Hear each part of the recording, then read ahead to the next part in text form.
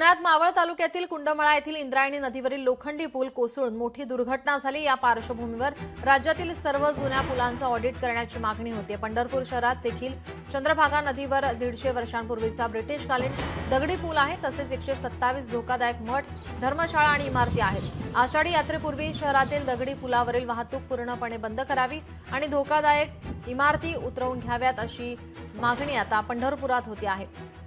याचा आढावा घेतला आमचे प्रतिनिधी अभिराज उबाळ यांनी।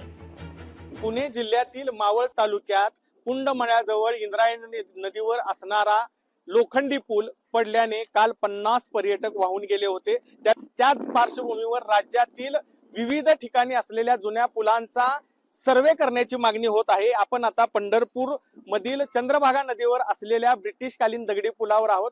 150 वर्षापूर्वीचा हा पूल आहे। आज देखील तुरळक अशी वाहतूक या ठिकाणी सुरू असते। मोठ्या प्रमाणात पंढरपूरला आलेला भाविक हा या ठिकाणी आंघोळीला आल्यानंतर या पुलाचा वापर करतो आणि ज्या प्रमुख यात्रा भरतात पंढरपूरमध्ये आषाढी, कार्तिकी, माघी आणि चैत्री या यात्रा कालावधीमध्ये या पुलावर सर्वत्र भाविकांची रेलचेल असते। हजारो भाविक या पुलावरून ये जा करीत असतात।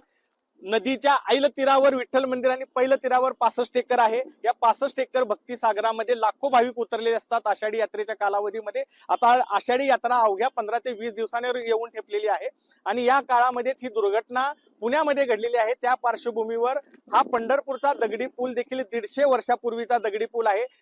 जीर्ण असा पूल झालेला आहे, तरी देखील यावरून वाहतूक सुरू आहे। यात्रा कालावधीमध्ये या ठिकाणी लाखो भाविक आता ये जा करणार आहेत, तरी हा पूल बंद करावा किंवा या पुलावर बॅरिगेटिंग उभं करण्याची मागणी देखील या निमित्तानं होताना दिसत आहे। तर दुसरीकडे पंढरपूर शहरामध्ये 127 धोकादायक इमारती आहेत। या इमारती मोकळ्या तरी कराव्यात किंवा या उतरून घ्याव्यात अशी देखील मागणी आता या पुण्यातील दुर्घटनेनंतर होताना दिसत आहे। अभिराज उबाळे, लोकशाही मराठी, पंढरपूर। लोकशाही मराठी ऐका, पहा, जागरूक रहा।